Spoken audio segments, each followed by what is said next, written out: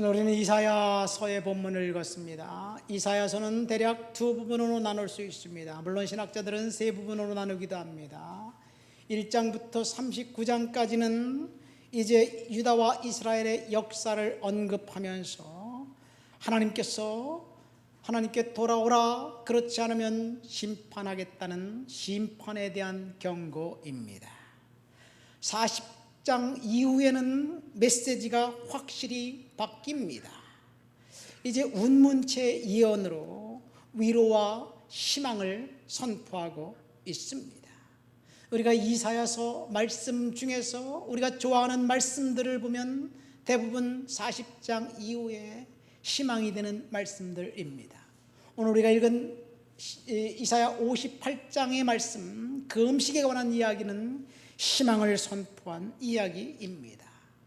근데 3절 말씀 보니까 이제 금식에 대해서 이사야 선지자가 말씀하면서 예언하면서 이렇게 경고합니다.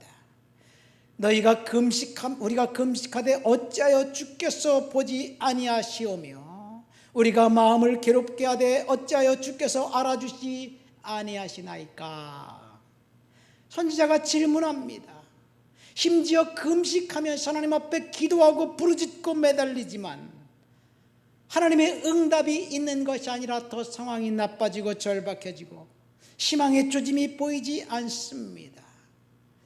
이사야 청중들이 금식하면서 하나님 앞에 기도했는데 상황이 좋아지지 않은 것처럼 오늘날 우리가 하나님 앞에 심지어 금식하면서 기도하는데 우리의 상황이 더 나빠지고 더 절박해질 때 우리가 어떻게 그 상황을 이해해야 할까요? 금식하면 하나님이 함께 하신다는 것을 우리는 알고 있는데 본문은 그렇지 않습니다. 여러분, 그렇다면 우리는 금식이 무엇인지 본문을 통해서 생각해 봐야 될 필요성이 있습니다. 금식이 뭘까요? 특별히 예수님께서 산상수훈에서 금식에 대해서 이렇게 말씀하셨습니다. 금식할 때 외식하는 자들처럼 슬픈 기색을 띠지 말아라. 둘째, 금식할 때 머리에 기름을 바르고 얼굴을 씻으라. 셋째, 금식할 때 사람에게 보이려고 하지 말고 은밀한 중에 보시는 내 하나님께 하라. 이렇게 예수님께서 말씀하신 이유는 바리새인들이 금식을 하면서 자기 의를 사람들에게 나타내고자 했기 때문입니다. 왜 사람들이 금식하면서 자기 의를 나타내려고 하느냐? 그 이유는 금식이 이제 자발적인 그런 그 경건한 하나님을 섬기기 위한 개인의 행동에서 의무로 바뀌었기 때문입니다. 의무로 어느 순간 바뀌어 버렸습니다. 종교적인 훈련이 이제 의무가 되면서 결국 금식은 사람들에게 보이기 위한 것이 되어 버렸습니다. 어떻게 해석해야 할까요?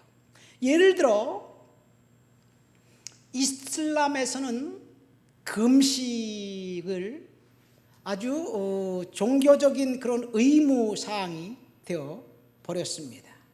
특별히 라마단 기간 30일간 1년에 한 번 30일간은 이슬람 성도들은 금식을 해야 된다는 의무가 있습니다. 아침 해 뜰 때부터 저녁 해질 때까지 금식을 합니다. 올해는 3월 11일부터 시작해서 30일간 금식 라마단 기간이 지났습니다. 종교적인 의무가 돼서 강제성을 띠면 그것이 율법주의가 되어서 결국 사람들을 하나님 앞에 자신의 신앙을 고백하는 금식이 아니라 결국은 사람들에게 보이기 위한 금식으로 바뀔 수도 있다는 이야기입니다. 기독교에서도 마찬가지입니다. 동방교회와 서방교회, 가톨릭과 정교회가 갈릴 때 금식 문제 때문에 갈렸습니다. 왜 사순절 때 금식하면서 무교병을 사용하지 않느냐? 뭐 이런 이유 때문에 동방과 서방이 결별합니다. 왜 할렐루야 찬송을 하지 않느냐? 이 문제 때문에 또 결별하게 됩니다. 8일 되면 아이들에게 유아 세례를 줘야 되는데 왜 8일을 지키지 않느냐? 뭐 이런 문제 때문에 동방과 서방이 갈린 거예요. 여러분, 그런 문제가 될 수 있습니까? 할렐루야 찬송 안 할 수도 있지요. 반드시 해야만 합니까? 상황에 따라서 8일이 넘어서 한 달 만에 유아 세례를 줄 수도 있죠. 여러분, 오늘날 교회에서 아이들 유아 세례 주는데 8일 만에 하나요? 한 살 안에 3살 이전에 하면 다 유아 세례예요. 중요하지 않은 문제 때문에 서로 다투다가 싸운 거예요. 예수님 시대에 일주일에 여러 차례 금식하던 것들이 유대인들이 이제 토라를 통해서 금식 좋다, 그러나 1년에 딱 한 번 속죄일 날에는 반드시 금식해야 된다 의무로 만들었어요. 교회에서 처음에 유대인들이 그 의무를 만든 이유는 하나님을 금식하며 찾으라는 좋은 의도에서 시작했지만 그것이 점차 제도화되면서 율법주의가 되었습니다. 그래서 사람들이 다른 사람을 의식하면서 금식합니다. 여러분, 금식하지 않는 게 죄일까요? 성경에 금식해라 하지 않으면 죄다라는 말이 없어요. 그렇다고 금식을 안 나는 무슨 일이 있어도 금식을 안 해, 그렇게 생각하면 또 그건 경건한 신앙 생활일까요? 여러분, 금식하는 것과 성경 읽는 것과 비슷한 맥락입니다. 우리가 성경을 열심히 읽습니다. 왜냐하면 성경을 읽어야 하나님의 의도를 발견하고 우리가 신앙생활을 제대로 할 수 있기 때문에 그렇습니다. 그래서 성경을 안 읽는다고 그것이 죄는 아니에요. 물론 하나님을 찾는데 성경을 안 읽으면 이단에 빠지고 유혹에 넘어갈 확률이 많기 때문에 성경을 읽어야만 합니다. 그렇다고 성경 안 읽는 것 죄가 아닙니다. 그러나 나는 성경을 안 읽겠다라고 결정하는 건 죄예요. 금식도 마찬가지입니다. 하나님께 나아가는 방법으로 수많은 영적인 지도자들이, 교회에서 성도들이, 선지자들이 하나님 앞에 금식하며 매달렸습니다. 그 금식하는 동안 하나님을 찾고 하나님의 뜻을 구하고 하나님의 비밀을 발견했어요. 그래서 금식은 중요합니다.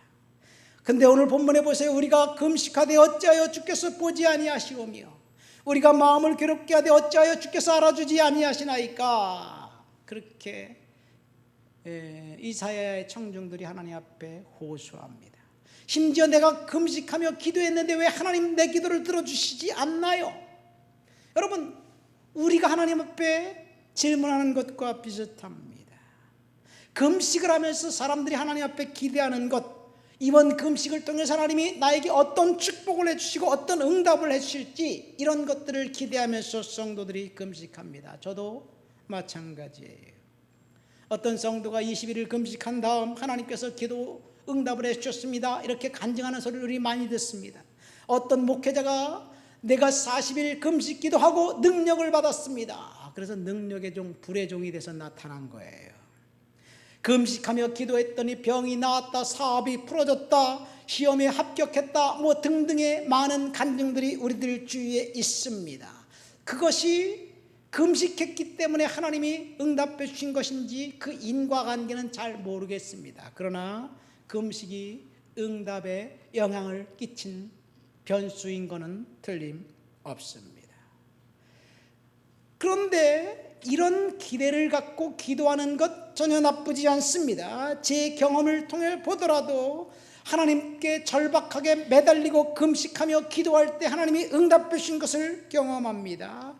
그런데 이사야 선지자가 청중들에게 이렇게 명확한 어조로 이것이 어찌 내가 기뻐하는 금식이 되겠느냐라고 책망하는 것을 볼 수 있습니다.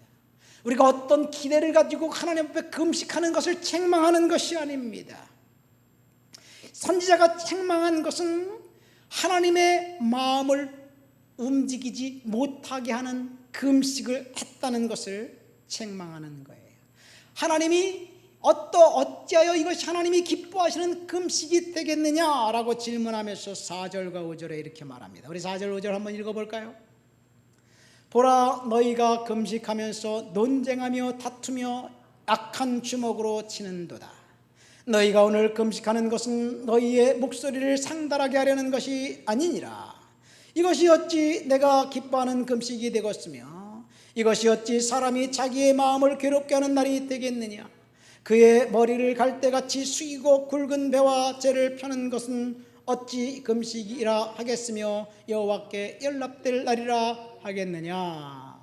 여기 금식하면서 논쟁하며 다투며 악한 주먹으로 친다라는 말이 있어요.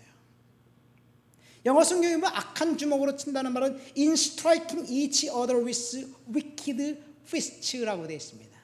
아주 사악한 주먹을 쥐고 스트라이크 때리는 거예요. 야구에서 스트라이크 딱 때리는 거예요. 그걸 말합니다.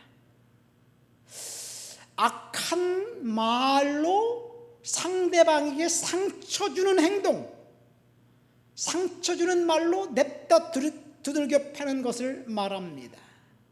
여러분, 한마디로 말해서 금식하면서 밥은 굶었지만 그 사람의 생각은 여전히 사악한 생각을 떠나지 않는 것을 말합니다. 악한 주먹으로 친다는 말은 다른 사람을 뒷담하고 공격하고 폄하하는 것을 말합니다.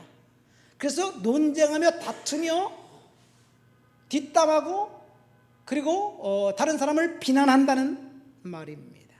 여러분, 악한 주먹으로 친다는 말을 우리가 정확하게 알 수 있는 방법은 청문회를 보면 알 수 있어요.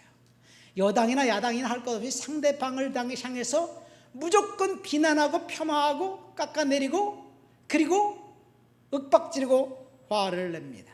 상대방을 불러놓고 난 다음에 질문하고 대답할 기회도 주지 않아요. 말하지 마세요.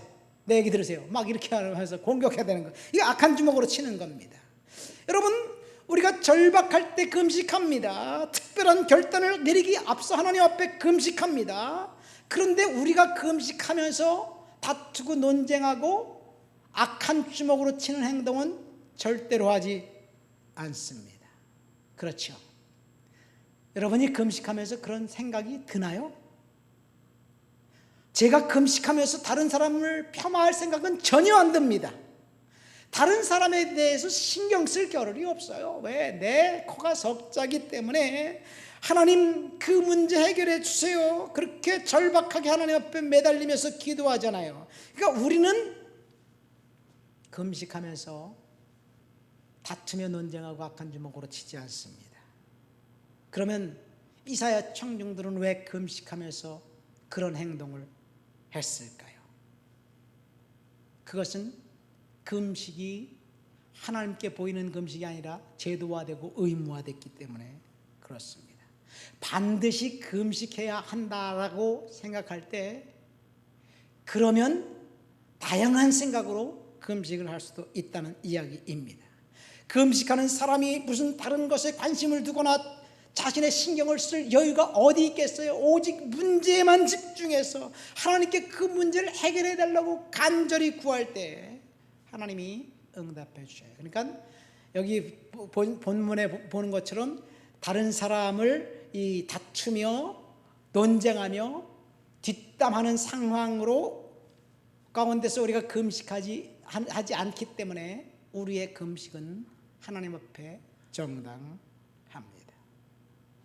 자, 금식하는 사람, 온전히 자신의 문제에만 집중하고 하나님 앞에 금식할 때 하나님께서 그 문제를 분명히 들어주실 거예요. 금식하면서 다른 사람을 신경 쓰는 것이 아니라 하나님의 마음을 집중해서 구하고 관찰할 때 이것이 하나님이 기뻐하시는 금식입니다. 두 번째 주님이 기뻐하시는 금식은 6절과 7절 말씀에 있습니다. 다 같이 한번 읽어볼까요? 내가 기뻐하는 금식은 흉악의 결박을 풀어주며 멍에의 줄을 끌어주며 압제당하는 자를 자유케 하며 모든 멍에를 꺾는 것이 아니겠느냐.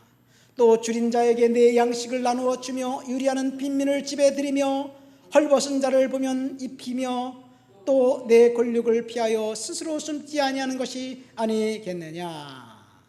6절에 하나님께서 기뻐하는 금식은 흉악의 결박을 풀어주며 멍에의 줄을 끊고 압제는 당하는 자를 자유케 하며 모든 멍에를 꺾어준다. 여기서 흉악의 결박, 멍에의 줄, 압제를 억압하는 것, 무엇이 우리를 억압하고 압제합니까?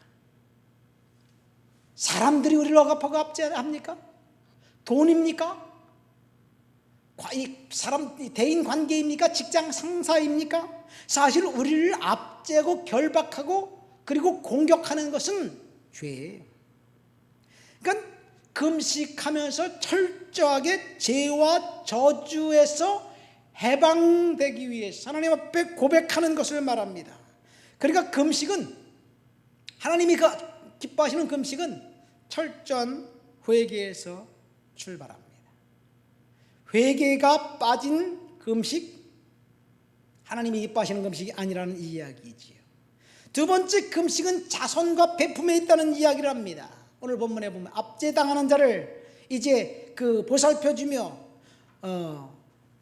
자유하게 하며 모든 멍에를 꺾어주는 것이 아니겠느냐. 이 문맥상으로 볼 때 자유를 상실한 사람들, 이사야 청중들은 이제 수많은 이 곤란스러운 상황에 있는 사람들이 옆에 있었어요. 그들을 금식하면서 도와주는 것, 그것이 진짜 금식이라고 이야기합니다. 7절에 보면 내 골육이라는 말이 나옵니다. 옆에 힘든 상황에 있는 사람들을 돌아보는 것, 그것이 금식입니다. 이사야 선지자를 통해서 말씀하신 하나님의 금식은 우리가 어떤 마음 자세로 하나님 앞에 금식하느냐라는 그런 상황을 이야기하고 있습니다. 아까도 이야기했지만 우리가 금식을 기도하면서 마음에 드는 의문이 무엇입니까? 어찌하여 내 기도를 들어주지 않습니까? 어째서 주님께서 알아주지 않습니까? 이런 반응을 하면서 하나님 앞에 금식하며 기도합니다. 우리가 축복을 기대하면서 금식합니다. 사실 그 이유는 금식하는 정당한 이유이지만 사실 금식 기도 때문에 하나님이 특별하게 기도 응답을 해 주셔야 되겠다는 하나님의 의무는 저와 여러분들에게 없습니다. 다시 말해서 금식 기도가 기도 응답의 지름길일까라는 문제입니다. 여러분, 금식 기도하면 하나님이 다 들어주셔야 되나요? 다 들어주실까요? 다윗이 금식하며 기도한 장면을 한번 떠올려 봅시다. 다윗이 언제 금식했나요? 사울왕을 피해 도망다닐 때, 광야에서 극심한 환난 가운데 있을 때, 정말 절박해서 사울의 군대가 눈앞에 있기 때문에 그 문제를 해결해 달라고 다윗이 기도했나요? 그때 다윗이 금식하며 기도하지 않았어요. 그러니까 우리가 위기라고 생각하는 그 시간, 사실 금식하며 하나님께 매달릴 시간이 아닙니다. 우리가 위기라고 생각하는 그 시간, 하나님께서 허락하신 축복의 기회라고 생각하면서 하나님을 신뢰하는 시간입니다. 믿음으로 견뎌야 하는 시간입니다. 그러므로 진정한 저와 여러분들이 직면한 위기는 우리의 믿음을 하나님께서 검증하는 연단의 시간, 시련의 시간, 훈련의 시간입니다. 모든 성도들이 상황은 다르지만 하나님께서 지금 위기라고 생각되는 그 상황 속에서 저와 여러분들을 훈련하고 연단하고 있습니다. 저도 마찬가지고, 장로님도 마찬가지고, 온라인 예배 참석하시는 성도들도 마찬가지고, 우리 권사님들도 마찬가지입니다. 시련의 시간, 위기의 시간, 우리는 반드시 하나님 앞에 믿음으로 견뎌야 하는 시간입니다. 하나님이 그 시련 때문에, 고난 때문에 우리를 망하게 하거나 결단나게 하도록 허락하지 않으실 거예요. 우리는 반드시 그 시련을 이기게 될 것입니다. 그런데 다윗을 한번 보세요. 다윗이 믿음으로 오늘 하루를 견뎠는데 내일 아침 눈 뜨고 나면 또 사울왕의 군대가 눈앞에 있는 거예요. 그러면 다윗은 날마다 힘들었어요. 날마다. 오늘 믿음으로 살았는데 그러면 내일 아침에 문제가 해결되어야 되는데 또 문제가 일상이었습니다.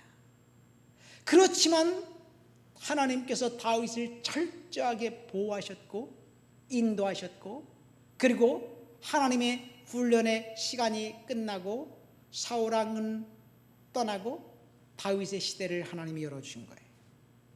그래서 고난을 훈련의 시간으로 이긴 것, 이것이 다윗의 삶입니다. 우리는 기적하면 이렇게 생각합니다. 이스라엘 백성들이 광야에서 만나를 먹고 반석에서 나오는 물을 마셨습니다. 기적입니다. 예수님께서 병든 자를 고쳐주셨고 귀신을 축출해 주었습니다. 기적입니다. 그렇다면 15년 동안 18년 동안 사울 왕을 피해 도망다녔던 다윗, 번번이 죽을 위기에 그 다음날 아침 처했을 때 하나님이 그때도 믿음으로 살아갈 수 있도록 지켜주신 것, 죽음의 위기에서 보호해 주신 것, 기적이 아닐까요? 기적입니다. 사울 왕의 군대가 다윗이 보는 눈앞에서 싹 사라지고 싹 다 죽은 게 아니에요. 계속해서 다윗을 위협했습니다. 눈만 뜨면 사울 왕의 군대가 있었습니다. 마치 살얼음판을 걷는 것 같은 인생을 살았습니다. 그런데 다윗은 날마다 기적을 경험했습니다. 우리는 다윗의 기적을 경험하고 있는 그 사실을 다윗이 그때 기적을 경험했다라고 아무도 눈치채지 못합니다. 우리가 생각하는 기적은 문제가 한 방에 딱 해결되는 것을 원해요. 제가 생각하는 기적도 그런 것 같아요. 하늘에서 돈벼락이 떨어지는 것 같아요.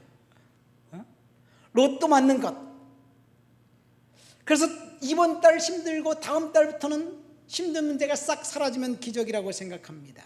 그런데 이번 달 힘든 문제를 하나님의 은혜로 어찌 해결하고, 또 그 문제가 사라지지 않아서 다음 달 또 힘든 문제가 있지만 또 그 문제를 하나님께서 해결하도록 힘을 주실 줄 믿습니다. 그러니까 기적은 포기하지 않는 사람들에게는 일상입니다. 다시 말씀드립니다. 기적은 포기하지 않는 사람들에게는 일상입니다. 우리 한번 따라 할까요? 기적은 포기하지 않는 사람에게 일상이다. 포기하지 않는 사람에게 일상이다. 아멘입니까? 우리가 포기하지 않는다면 기적은 일상이에요. 요즘 그러고 보니까 제가 기적을 경험하고 있어요. 제가 기적을 경험하고 있습니다.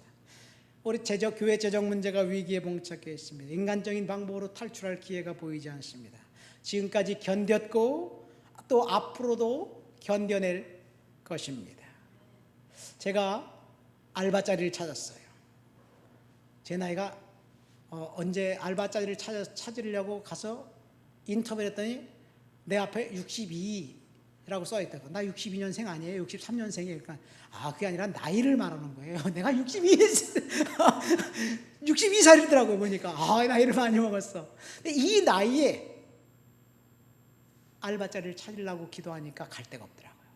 내가 신학교 들어가기 전에 직장생활 7년 했는데 그때 갖고 있었던 기술을 한번 써먹으려고 했더니 It's out of order. 낡은 기술이야. 아무짝에도 쓸데없는 기술이야.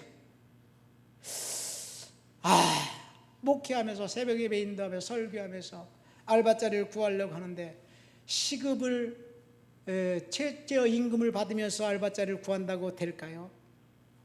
그러다가 기도하다가 제가 어느 적당한 데 컨트랙을 맺어서 일했으면 좋겠다라고 생각하면서 기도하다 보니까 제가 유학 시절에 경험했던 경험이 있어요. 제가 유학 시절에 늘 말했지만 제니터로 일했어요. 청소원입니다. 청소로 일했어요. 그때 대형 식당 아내하고 둘이서 정말 고생 많이 했어요. 1년에 딱 한 번 크리스마스 날만 쉬는데 매일 가서 4시간 동안 둘이서 꼬박 일을 했어요. 그 외에 호텔, 그 다음에 그 다음에 또 그 사무실 청소하니까 참 편해졌어요. 그래서 경력이 쌓이고 사장님이 사무실 청소를 줘가지고 제가 졸업할 때까지 그 일을 계속했어요. 그런데 제가 수십 군데 이력서를 냈는데 다 퇴짜를 맞았습니다. 근데 딱 한 사람이 뭐 이런 얘기를 해요. 내가 카나다에서 살다 왔더니 그러면 용산 뭐 그 미군 부대 같은데 뭐 저 막 견적 내고 그러면 할 수 있겠네요. 제가 당연히 할 수 있죠. 그래서 사무실을 제가 찾아갔어요. 이력서를 들고 와서 드리고 일을 달라고. 그랬더니 그 사람이 몇 군데 일을 줬어요. 그래서 제가 일을 시작했습니다. 저를 고용한 사장님이 아마 지금쯤 후회하고 있을 것 같아요. 나처럼 나이 많은 늙은 사람을 딱 고용하고 나니까 제가 지금 생각해 보니까요, 내가 늙었다는 사실을 까먹었어요.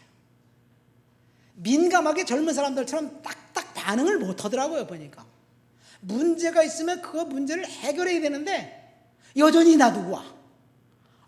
지금 내가 나이가 아직 젊은 것 같은데 늙은 나이라는 사실을 까먹었어요.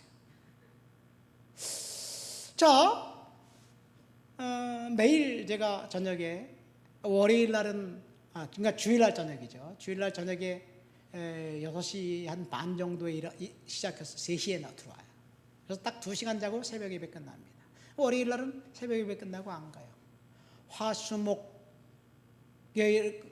화수목은 한 12시, 8시에 시작해갖고 12시나 1시 정도면 끝나요. 그러면 4시간 정도 자고 새벽 예배 끝나고 끝나자마자 강남으로 달려가서 3시간 동안 또 열심히 일하고 들어와요. 그렇게. 근데 금요일 날 저녁엔 조금 빡세요. 금요일 날 저녁에 11시에 시작해가지고 토요일 날 11시까지 12시간 정도 일을 해요. 그러고 나면 한 400 정도 버는 것 같아요. 400 정도 버는 것 같아요. 누가 이 나이에 400만 원을 줍니까? 물론 회사 2군데 회사에 컨트랙을 받아서 일을 해요. 근데 어젠가 그저께는 제가 일하는 곳에 1층에 사무실에 있는데 어떻게 하다 보니까 제가 목사님을 알게 됐어요. 실장님, 목사님 저한테 전화 좀 해주세요. 그래서 내가 목사로 온 게 아닌데 청소원이라고 했으면 좋겠는데, 그래서 전화했더니 1층 사무실 그 수리를 했는데 입주 청소 같은 거 해주셨으면 좋겠어요. 돈은 많이 못 드려요. 회사에 얘기하지 않고 제가 그냥 10만 원 드릴게요. 그래서 10만 원 당연히 해야죠. 그래서 1시간 40분 정말 열심히 일해주고 10만 원을 받기로 했어요. 기적입니다. 여러분, 제가 왜 이걸 경험하냐면요, 이야기하냐면, 간증하냐면, 날마다 힘들고 어려운 상황 가운데 살고 있는데 이런 상황 속에 하나님이 허락해 주신 것, 그래서 이길 수 있게 해준 것, 기적이라고 생각합니다. 장로님 공장에 화재가 나서 힘든 상황 가운데 있지만 지금 견디고 있는 것, 기적입니다. 건강에 이상이 생겼지만 주님께 집중하고 다시 기도하고 있는 권사님, 기적입니다. 딸과 손주들을 위해서 기도하고 있는 권사님, 일상이 힘들고 눈에 보이는 비전이 보이지 않지만 그것 역시 기적입니다. 다윗이 경험했던 기적 마찬가지입니다. 우리 근무 시간 중에 그래도 불평은 있지만 하나님 앞에 큐티할 수 있는 시간, 하나님과 교제하는 시간 갖고 있는 것, 기적입니다. 몸이 고달프지만 상사의 눈에 잘 띄어서 승진한 것, 기적입니다. 사춘기 자녀가 제 목소리를 내는 것, 기적입니다. 사춘기 자녀가 엄마 아빠에게 말한 대로 그대로 꼬박꼬박 예 한다면 이건 잘못 크고 있는 거예요. 사춘기 자녀는요, 삐딱하게 나가는 것이 기적이에요. 부모님의 마음은 속상하지만 기적입니다. 잘 크고 있는 거예요. 여러분, 하나님이 지금 우리의 삶에 기적적으로 역사하고 계십니다. 믿고 감사하며 하나님 앞에 그 시간을 감당하면 하나님께서 반드시 풀어줄 거예요. 그래서 절망하거나 포기하는 것은 불신입니다. 다시 금식의 문제로 들어갈까요? 다윗이 언제 금식했나요? 사울왕을 피해 도망다닐 때 금식하지 않았습니다. 그는 믿음으로 견뎠고 하나님을 신뢰했습니다. 그런데 우리가 생각하는 것과 정반대입니다. 우리는 고달플 때, 절망적일 때, 힘들 때, 상황이 어려울 때 하나님께 금식하고 매달립니다. 그런데 다윗은 그때 금식하지 않았어요. 다윗은 뭔가 잘 됐을 때, 다윗이 금식할 때는 언제냐? 그가 범죄했을 때. 언제 범죄했나요? 일상이 잘 평안히 돌아갈 때 범죄했습니다. 우리아의 아내와 간음 사건 이후, 밧세바가 임신했다는 소식을 들은 이후에 하나님께서 그를 이제 밧세바가 낳은 아들이 죽을 것이라는 경고를 나단 선지자를 통해서 했을 때 다윗이 금식하면서 하나님께 매달렸습니다. 아들이 지금 병이 들었어요. 지금 시름시름 앓고 있습니다. 그래서 다윗이 하나님 앞에 금식하며 매달리는 거예요. 하나님 살려주세요. 다윗이 왜 금식했느냐? 하나님의 마음을 바꿔달라고 금식한 거예요. 철저히 참여하고 회개하면서 하나님 앞에 기도했습니다. 그런데 하나님은 다윗이 금식했지만 마음을 바꾸지 않았습니다. 죄는 자신이 지었는데 죄의 형벌은 죄도 짓지 않은 자기 아들, 태어난 아들, 이제 태어난 지 며칠 안 된 그 아들이 죄의 대가로 죽는다는 사실이 너무 가슴 아파서 그가 금식하며 기도했는데 하나님은 다윗의 부르짖는 금식의 기도를 들었지만 마음을 바꾸지 않았습니다. 아이가 죽었습니다. 그러자 하나님의 마음을 바꾸지 않고 아이가 죽은 사실을 안 다윗은 금식을 풀고 하나님께 신하들에게 음식을 갖고 오라고 이야기합니다. 그때 신하들이 의아해서 이렇게 물어봐요. 아이가 살았을 때는 금식하며 우시더니 죽은 후에 일어나 잡수십니까? 라고 질문합니다. 신하들이 생각했던 것과 반대예요. 아이가 죽으면 그때 통회하고 울면서 식음을 좀 빼야 되는데 음식을 갖고 오라 그러니까 그때 다윗이 뭐라고 얘기합니까? 아이가 살았을 때 내가 금식하고 운 것은 혹시 하나님께서 나를 불쌍히 여기서 아이를 살려주실지 누가 알겠느냐? 무엇입니까?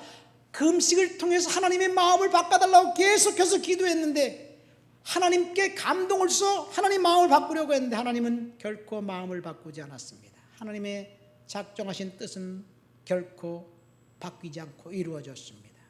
여기서 알 수 있는 금식의 목적, 인간이 생각하는 금식의 목적은 하나님의 마음을 바꿔달라고 기도하는 거예요. 그러나 하나님은 마음을 바꾸지 않습니다. 그러면 금식은 뭡니까? 금식을 통해서 우리는 하나님의 마음을 바꾸려고 하지만 하나님은 네가 금식할 때 내 마음을 바꾸는 것이 아니라 너의 마음을 바꿔라. 다시 말해서 금식은 하나님의 마음을 바꾸는 것이 아니라 우리의 마음을 바꾸는 겁니다. 믿습니까? 그래서 우리가 금식하면 우리의 마음이 바뀝니다. 물론 금식하며 매달리면서 하나님께 마음을 바꿔달라고 기도하는 나쁘지 않습니다. 그러나 하나님께서 마음 바꾸실 때도 있어요. 그렇지만 하나님께서 우리의 마음을 바꿔달라고 하는 것, 금식을 통해서 우리의 마음을 바꾸는 것이 중요합니다. 저도 동일한 경험을 했습니다. 한 3년 벌써 다 돼가네요. 제가 20일 금식하기로 결정하고 작정하고 하나님, 그때 정말 마음이 많이 무너졌어요. 내 마음을 종잡을 수가 없어요. 마침표를 찍고 싶어요. 포기하고 싶어요. 근데 포기하더라도 하나님께 금식하고 묻고 포기하자 그렇게 생각하고 딱 20일 작정하고 기도했는데 딱 그 다음날 금식 하루 시작했는데 하나님이 내 마음을 완전히 바꿔주셨어요. 내 마음에 불안과 초조와 갈등과 번민과 고민이 가득 차서 어쩔 수 없는 그런 절망 가운데 있었는데 금식 시작하니까 내 마음이 그런 생각이 싹 사라졌어요. 그래도 나는 견딜 수 있을 것이라는 그런 생각이 들었습니다. 여러분, 근데 그때 금식하기 전이나 지금이나 상황은 똑같습니다. 그러나 내 마음은 달라요. 내 마음은 다윗이 사울왕을 피해 도망 다닐 때 위기 때 믿음으로 견뎠던 것처럼 우리는 믿음으로 견디게 될 줄 믿습니다. 그런데 사실 하나님의 마음을 바꾼 사건이 딱 성경에 보면 두 가지 있어요. 첫 번째 요나의 금식기도. 요나 사건 때 니느웨 백성들이 3일 동안 철저히 금식하며 기도했어요. 그때 하나님의 마음을 바꿨어요. 니느웨 백성들이 하나님의 마음을 바꿔달라고 금식했나요? 심판받을 것이라고 요나가 딱 한 번 선포하니까 왕이 백성들에게 자발적으로 제에 앉아서 심지어 짐승들에게까지 음식을 거부해 주지 않고 금식하면서 기도했어요. 그러니까 하나님이 그들을 멸망시키기로 작정한 계획을 하나님이 바꿨습니다.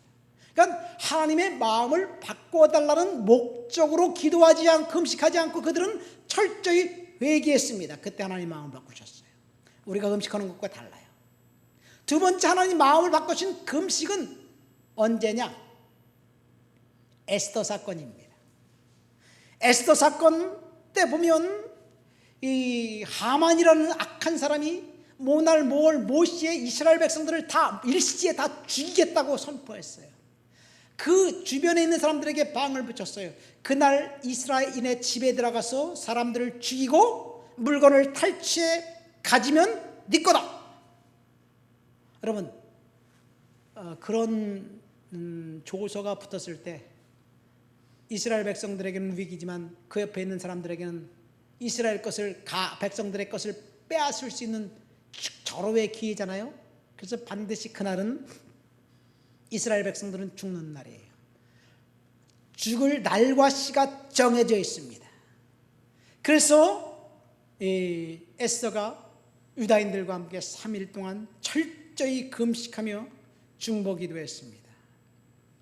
그랬더니 하나님이 왕의 마음을 바꿨어요. 하나님의 마음을 바꾼 게 아니에요. 이 아닥사스다 왕의 마음을 바꿔서 조서를 내려가지고 그래서 이스라엘 백성들이 스스로 저항할 수 있는 권리를 주고 공격하는 사람을 오히려 죽여라. 그렇게 탈취해라. 이렇게 말씀하셨 조서를 주셨어요. 그러니까 사실 에스더 사건은 왕의 마음을 바꾼 것이라기보다는 하나님의 마음을 바꾼 것이라기보다는 상황을 이스라엘 백성들의 원하는 상황으로 바꿔주신 거예요.